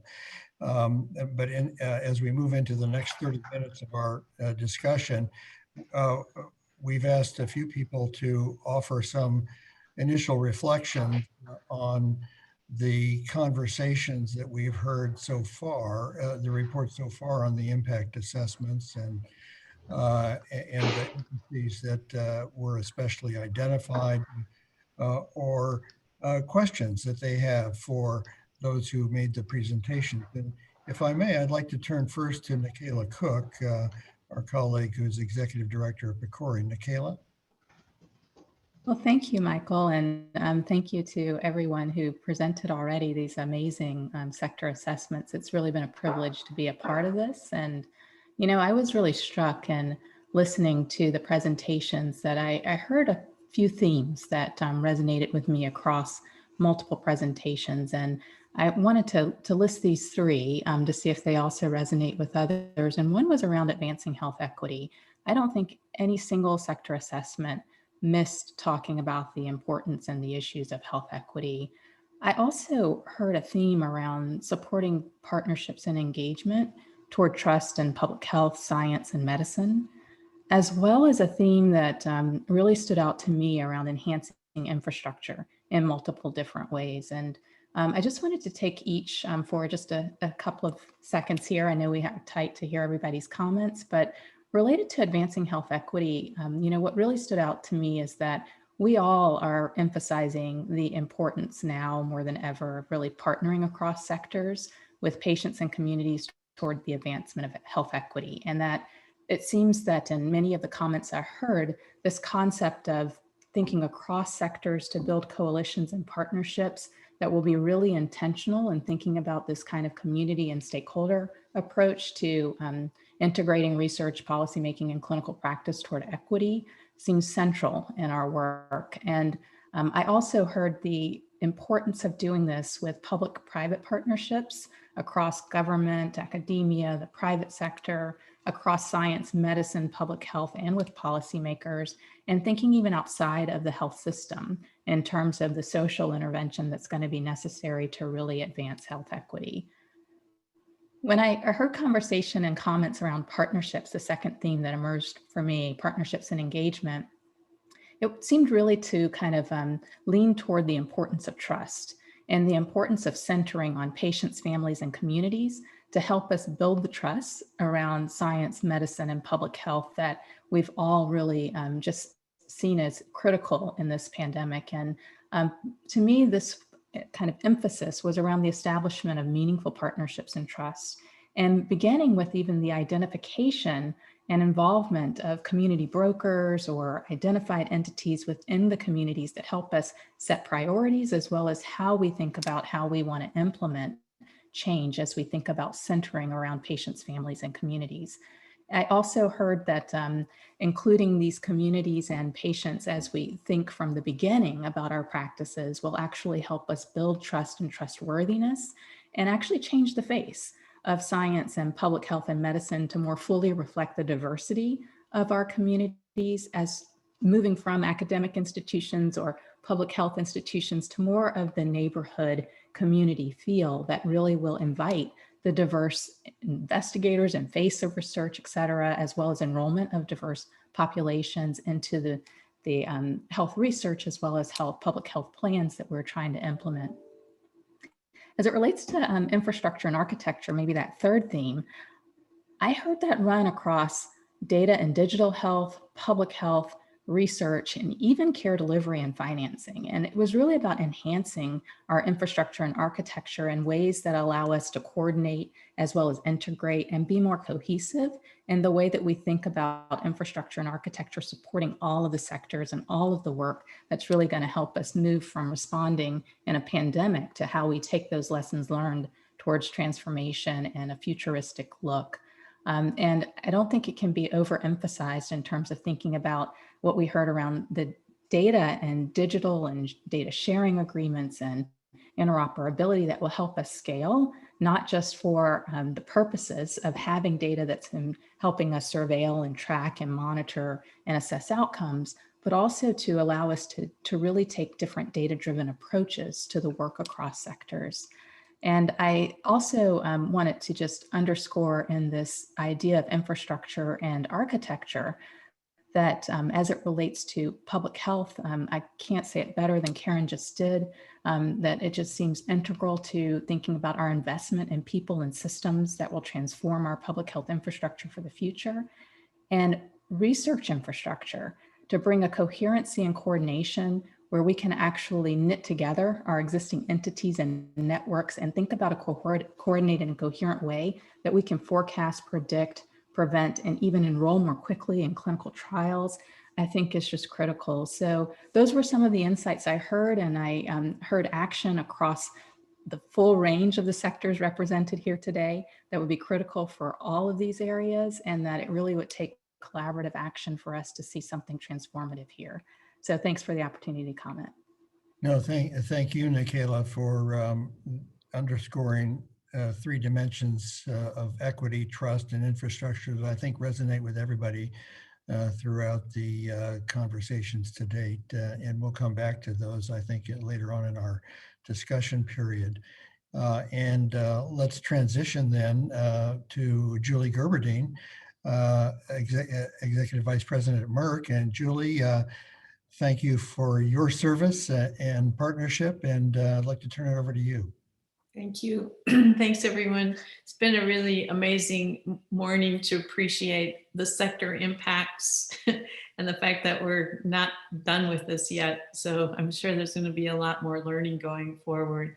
One of the thoughts that I had in trying to imagine how you could possibly have a 2-minute commentary on such a rich and diverse set of perspectives is that, you know, in the history of pandemics throughout, you know, the history as we know it anyway, whether we're talking about smallpox or plague or even AIDS, out of that crucible, there really does come durable innovation. Some of the most remarkable innovations in medicine, whether that's the birth of randomized clinical trials for serum therapy in the context of plague, or environmental sampling in the context of polio, or of course, vaccines, eradication programs for smallpox, ring vaccination, et cetera, et cetera. So when crisis occurs, you know, the human species is amazingly durable and agile. I like to use portmanteau finesse, so I think of that as duragility. And so what I was listening for in the conversations we were having today is really the signs of durable innovation, not just reaction to the circumstance we're in, but what can we really invest in and carry forward that will have lasting value to our health system. And some of the elements are, of course, obvious, you know, digital health and how rapidly we tipped into a more normative engagement. So building from that, now that we've ironed out some of the reimbursement and logistic dimensions of that, how do we build that going forward in a more robust and institutionalized way? I think everyone is talking about data modernization. I'm still struggling to understand, first and foremost, what are the most critical questions that we need data to answer. And if we could start with that dimension, I think we would have a better idea on how to build that architecture and design the systems that have not served us as well as the technology would indicate they should be able to in the time of any health situation, in particular a pandemic. I think there are also, you know, what Matai talked about in terms of the industry innovation. I hope we can find ways to institutionalize some of that regulatory flexibility, the collaborative partnerships that emerged in the crisis, and our ability to conduct our clinical development programs in parallel, not necessarily in series, and how the innovation around the actual manufacturing processes, for example, can really take costs out of our system, but hopefully ultimately lead to a different model of countermeasure development and overall vastly improved national and global health security. There's the kernel of that is incubating, and as does Mark and many of you, on other sort of after action review processes, and this theme of really getting serious about countermeasures so that our health systems have what they need, but we also can anticipate and do a much better job of preempting new and emerging health threats as we go forward. But in listening, there are also the problems that haven't been solved and really been amplified and exposed in the true force of their relevance in the context of this pandemic. Social injustice and health inequity being first and foremost the most astonishing one. When I think back of when we were sort of at the pinnacle of our investment in biopreparedness in the context of avian influenza, there were some big misses then, and we have to be sure we don't miss them again. On my watch, I think we missed the importance of diagnostic testing at scale because we were using an influenza scenario, and in flu, testing isn't really the main tool that you need in order to deal with the outbreak. And so we recognized we would need to detect avian influenza, didn't think about having to do it for 300 million people over and over again as the event unfolded. And the other major area, of course, was that we approached our planning for these issues as health issues. And we neglected to think of the whole of government, and particularly the economic impact and the requirement for the offsets necessary to allow people to continue to have access to their routine care, but also to follow the recommendations from the public health system around social distancing and the measures necessary to accelerate containment in the early stages of the outbreak. So, you know, many, many, many lessons learned. And I think the sector impacts are probably only beginning to be understood, But this has been a remarkably thoughtful process. And I think everyone who pays attention to these reports will learn a lot, and it will really help inform and shape, I think, the policy developments that need to follow sooner rather than later. Hopefully we will this time learn our lessons and not go back into the boom and bust cycle of our previous responses to these situations. So I'll stop there. Thank you very much, Julie, for those wise words. You're drawing upon your experiences for keen insights has been very helpful, and the notion of durability is an interesting concept as well. It's very clear that living in the cadence and times that we have now, that we're confronting constantly moving targets, and ensuring that we identify those foundational and basic elements that need to be nurtured moving forward is critical. So thank you again. Thank you. Let's turn now for comments from Andy Gettinger. Andy, who is the chief scientist at ONC. Andy? Thanks, Michael, and thanks for having me. This is always a great series. I'm standing in for Mickey Tripathi, who apologizes for not being able to be here. As some of you have seen in the press, he is actively working with the White House on vaccine credentials, and expect that there'll be some all of government news coming out on that soon.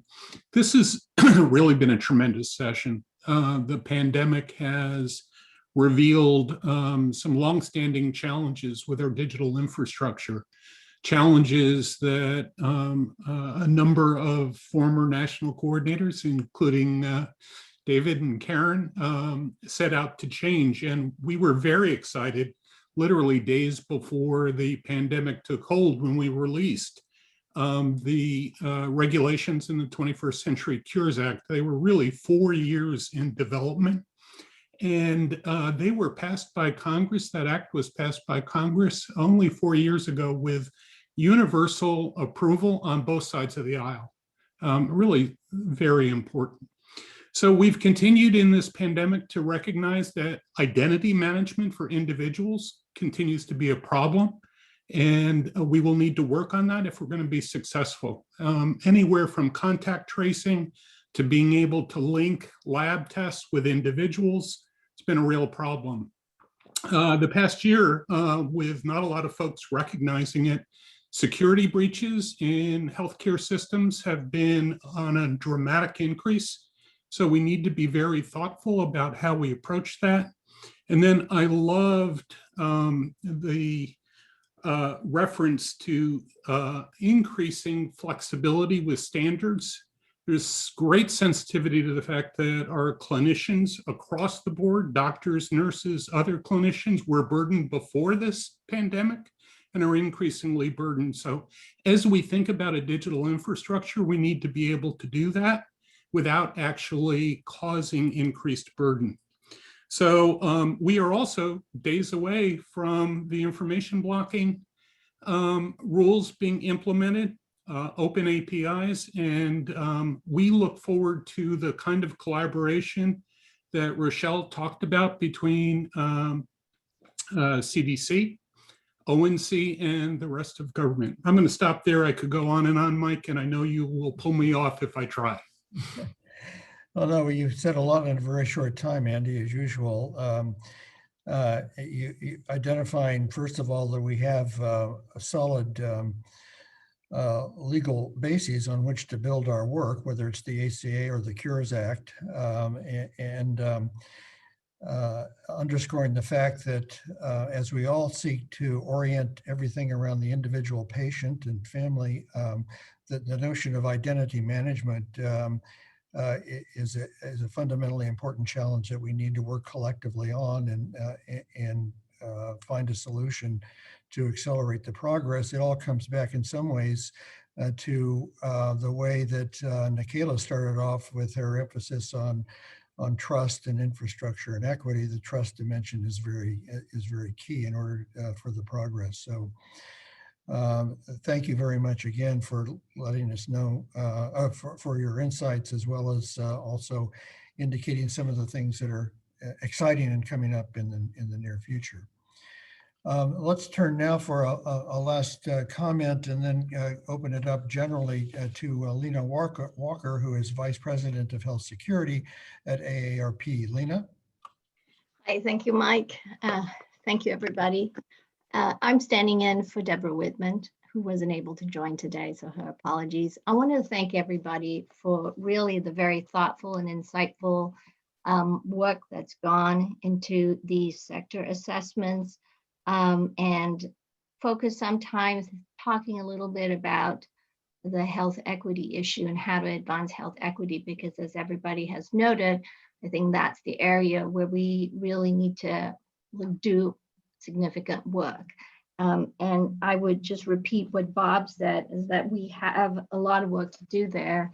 And, you know, I think it's important for us to walk into that work with eyes open about how difficult it is and how it really needs to potentially be, you know, think about how we change our business models, think about how we change how we interact with patients and family caregivers, and think about how we try to align across all the different sectors.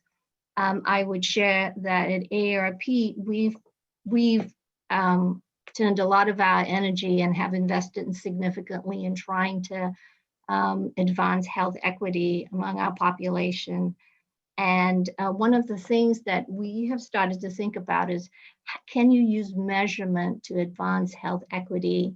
And Ayadola was part of our advisory group to help us think about, you know, what the opportunities are. And I naively walked into that conversation thinking it could be as simple as coming up with some kind of quality measure. But you know, where the conversation took us is that really we've got to rethink how we do measurement science. And I think that sort of that analogy I would apply to a lot of the other work that, you know, we are thinking about and others are thinking about in terms of how to advance health equity in the area of access, for instance. You know, even those with health insurance coverage are not going to the health system early. One of the evidence is that African Americans are going to see the doctor at later stages of cancer, for instance. So there's an access issue there, and how do we develop and address what's going on that's making people show up later to seek treatment? When we think about, for instance, how do we look at whether or not care is equitably distributed, even among those who have health insurance coverage? Do we have the data infrastructure? Do we have the data stratification that can help us answer those questions? And you know, there is a lot of work in trying to modernize the data in the public health sector, in the health system. And I think that that is moving us in the right direction. But again, I think that there's a lot of work to be done. And I'm glad that everyone at this meeting is thinking about how we can work together to try and integrate the data better, and try and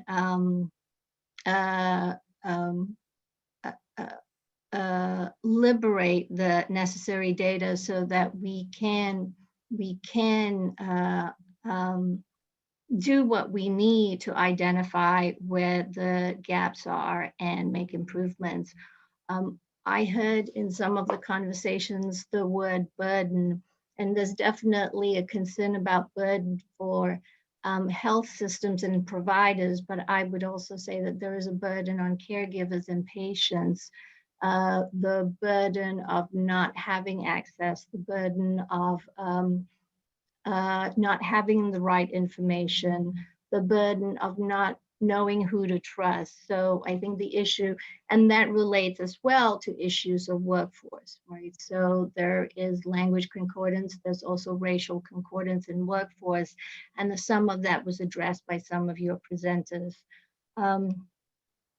So I would say that I was very heartened by what was discussed in the recommendations across all the different sectors. I think coming together and bringing it all together to address health equity will require a lot of work, but I know that everybody here is committed to advancing that, and we are happy to help in any way that we can. Thank you very much, Lena. And the underscoring that the people around this virtual table are all committed is absolutely correct. And I think it's a harbinger of hopefully some progress that we can build upon. Let's open it up now for general questions and comments that people have. You can either use the hand raising function in the participants box, or you can put something in chat. And Hal Paz, I see your hand is up. Thanks very much, Mike. And I just want to say how much I appreciate all the presentations. They were terrific. Particularly, I appreciated how Karen and Arul tied together the preceding comments that we heard. One word that Karen used, I think I have this right, is fragmentation, and the challenges that presents the healthcare system in this country. In previous meetings, we've talked about how 3.8 trillion winds up going, about a third to a quarter goes to waste in the American health system, depending on how you define that waste. And I think at the root cause, a lot of that is due to fragmentation. And if anything, during this pandemic, we've just seen that, borne out even further and underscored. And the fragmentation, I think, really presents the greatest challenge that we have. Having, formerly been on the payer side and now back on the provider side, and quite frankly, at the front line, I've really had a chance to see the impact of this and maybe think through some of those solutions. In as much as value-based reimbursement is phenomenal, the challenge with it for physicians, other providers, hospitals, is that there are so many different flavors of value-based reimbursement. And Liz Fowler, I think, raised a really important point. We can have governmental payer solutions to value-based, but unless we have the alignment, the uptake for that by providers is limited. And trying to achieve this move from payment for service to payment for value becomes just increasingly more difficult over time, not less difficult. We need to have this interoperability of solutions, and I think really it works out in two ways. One, payment; the other, information. Short of massive restructuralization of the system, the ways to get there in the most immediate sense is really through payments and through information, working in communities with providers and with other participants in the health ecosystem. Today, care is fractured among home health, ambulatory care, telehealth, digital health, acute care, post-acute care, mental health, and pharmacy. There is no really great alignment among any of them, yet the solutions are best driven towards delivering care in the home and working out from there, leveraging various social, behavioral, environmental determinants of health, but doing it in a cohesive way and having alignment around how payments come to those providers that participate in this shared ecosystem. The other is the sharing of health information. Unless we have the ability to share that information and make it individual and patient-centered, it's very difficult to achieve the kind of outcomes that we would all hope from our system. And I guess the last comment I would make is this. I certainly agree that, as Dr. Walensky said, we have huge opportunities for our public health structure and workforce. There is so much that we have to do. But I'm just struck by what we've seen in this past year around mask hesitancy, vaccine hesitancy, just adding to what we've known for so long about the difficulties of patients following advice around exercise and diet, medication adherence. What is it that we can learn from other countries? What is it that we can learn from our new technologies to address this last mile, so to speak, of getting from the science, the information, and the understanding to that individual, to cross that chasm of, if you take your medication 100% of the time, not 50% of the time after you receive that prescription, you'll have improved health. And so much of it, I agree with the presenters, is predicated on trust. But there have to be ways to overcome those barriers, because until we do that, and we do it effectively, and I know these are complex issues, we can never even begin to achieve the full potential of what our health system in this country can offer, and our public health system. Thank you. Thank you, Hal. Mark Smith. Thanks, Michael. It's a great presentation. I wanted to raise for participants' consideration the question of whether we could do better in structurally overcoming the human tendency to downplay long-term risks in favor of short-term problems. And you heard from Karen and Julia and others, this notion of a boom and bust cycle. Many of the people on this call prepared or oversaw the preparation of plans for precisely such an epidemic as this, which didn't actually get implemented. And we see that again in, we're now about to hear an infrastructure bill about long-term problems that have been ignored in favor of short-term problems for many, many decades. So in another context, a number of us have been thinking about trying to craft a proposal to do something like what the trustees of the Medicare Trust Fund do, which is to force the Congress and executive branch to pay attention to long-term issues in a way that might help to overcome some of our natural tendency to turn our attention to short-term ones. So maybe there's an annual report on the state of preparedness that has to be looked at, again, with the same sort of spirit as the Medicare trustees. But I'd urge people in this group, and perhaps there's a role for the Academy here, in thinking about how we might create some structural disciplinary way to overcome this tendency to put these wonderful plans about remote, rare, but catastrophic possibilities on the shelf and ignore them until the next time we have to have an after-action conversation like this. So maybe there's a way we could help provide some policy guidance to help overcome that human tendency. Thank you very much, Mark, for that helpful suggestion. And indeed, it has come up in the course of our various sector discussions about follow-on efforts to assess regularly progress, and not in a fractured way, but in a holistic way that will bring out some of the issues that you mentioned. Jeff Balzer. Jeff, are you on mute? Yeah, Bush League error. And I even wanted to say something about IT, which makes it even more embarrassing.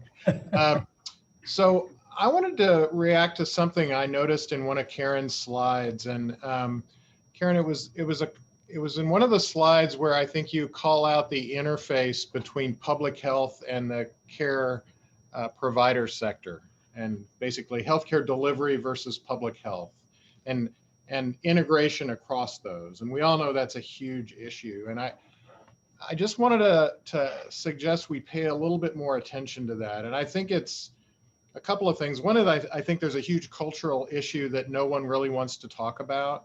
I mean, getting public health people and care delivery people in the same room is a little bit like a middle school dance. And there's all kinds of historic reasons for that, but it's very real. We grow up in different worlds and we kind of talk past each other. And I think it's useful to just name that. And because I really think that the solution to many of these problems is to kind of take a global look at what is now sitting in the healthcare delivery sector, especially at large integrated health systems, that could be deployed for the good of the public in a public health setting, and what's sitting in the public health sector, and where does it make sense to build, and where does it make sense to interconnect and share. And I don't know that we're looking at the whole that way. We're kind of looking at what to do about the health delivery side and what to do about the public health side. And I'm kind of thinking we need to put it all under one bucket and then do what makes the most sense. Karen, may we impose on you to respond? Well, first I have to say, Jeff, you ought to come to a middle school dance between big tech and public health.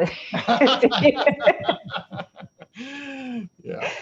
And but we've learned a lot about each other over the course of the pandemic, these two sectors. And as you well know, places like Nashville have a storied background in medicine and public health and the business sector working together. So that notion of multi-sectoral collaboration is foundational, I think, to success going forward, and certainly philosophically the way that we see public health needing to move forward, not as a silo, but in partnership with others. Making investments in the more 20th century infrastructure, whether that's digital workforce or otherwise, for public health won't serve them or the public. Rather, it's really about moving to a modernized system that is visioned and called for, and recognizing where, medicine or the House of Medicine partners with the House of Public Health, and they have clarity and responsibilities and accountability. But what I always do say, Jeff, is public health is the only entity in the ecosystem that has the statutory responsibility for everyone's health who lives, learns, works, and plays in a community.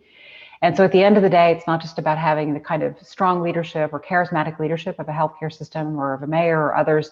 It's really going to fall back on public health. And so we got to make sure that they're strong and that they're using the same IT standards that you are, that there's an appreciation of what is the data sharing and privacy expectations. But when it comes to stuff like data visualization tools or laboratory capabilities that can do e-case reporting, absolutely there are things that medicine can do and that public health can benefit from, and vice versa. So I think I'm agreeing with you is what I'm trying to say, yeah. But it requires really crisp clarity about who's going to own what at the end of the day. I think if we all go back in our corners and don't recognize that there's some shared bones, some structure that we all need, we might have different use cases, but then also we have to make sure that we're passing the baton to the next set of leaders so that everyone has that same set of shared accountability. Very well said. Thank you. Yes, and hold those thoughts for our movement into the next discussion. Our last speaker in this conversation, a part of the conversation, is Judy Faulkner. Judy? I just wanted to mention that there are two kinds of interoperability, as we talk about interoperability being one of the key things. The one kind is what I call provider interoperability, and that's when a patient may go from Vanderbilt to University of Chicago, and the data goes with the patient. And there are two things about that. It is for the care of the patient, typically not for a profit motive, but for care of the patient. And the second thing is it's under HIPAA. Then there's app interoperability, also important, but it's very different. App interoperability is typically commercially backed, and it's not under HIPAA. And I think we have to think about those being two different things, and I think we'll go faster in interoperability if we realize that they're not the same thing than if we keep putting them under one umbrella. That was it. Thank you, Judy. Well, again, thanks to everyone. I know, Karen, you have to drop off to another session at our APHA colleagues, but with a strong note of appreciation to each and every one of you for your observations, insights, comments, and wisdom. For now, I'd like to thank you all for a very productive time together. We did this without much in the way of official breaks. Hopefully people did get to stretch their legs or get a bite to eat along the way, but we really value the time that you all were able to spend with us virtually. I hope by the time we're reconvening in the fall, it may be something more than another virtual event. But in the meantime, we're obviously going to be really busy with the next steps from the consortium's work and your guidance. So can't understate the importance of your input today on how to get to transformative actions along these now intersecting axes of informatics, science and medicine, value and culture and equity. We heard from a number of different perspectives on this, how I think there are a number of common themes coming out of the sector assessments, and hopefully some very practical steps forward at this in this unique 100-day period and this unique period hopefully coming out of this unprecedented pandemic. So we would appreciate, again, any feedback that you've got on the event, on this event as a whole, how we approached it, but also specific comments or thoughts about next steps. And I'm going to turn it back to Mike to wrap up. But Mike, just one final word. My thanks, and you're going to thank him too, for the team at the National Academy that helped put all of this together. Yes, thank you, Mark, for mentioning that. I will underscore the fact that Ariana Bailey, Anna Caputo, Mike Cocciola, Asia Williams, Therese Lowe, and Ayadola Anishe, and I hope I didn't forget anybody, but they've been just fabulous in putting this together. Thanks, obviously, to each of you for your contributions, both before, during, and in advance for the contributions in follow-up. Just to underscore what you've said and what Mark said, the moment is unique. The combination of acute awareness, where we started the day, and the money available, and the social mandate to make a difference is unique in our lifetimes in many ways. And that ups the ante for us as sector leaders and as those who have the opportunity to make changes within our own sectors and across the board. So I'll again underscore what Mark indicated a couple of minutes ago, and that is we'll send you a short summary, and we'll try to make it short of the key items that were teed up. But we really want to have each of you give additional thought to ways in which we can be most catalytic of the changes that there is substantial agreement on at this point, and yet moving from the fragmented system that we have to the kind of cohesive, collaborative action on the issues that are most fundamental to society now, despite agreement, is going to be very challenging. So we want to make sure that we're taking full advantage of our capacity in that respect. And please do give additional thought to ways in which we can ensure that the motion forward is as productive as we all know it can be with the right energy and collaborative effort. So thanks again to all of our sector leaders, to each of you for your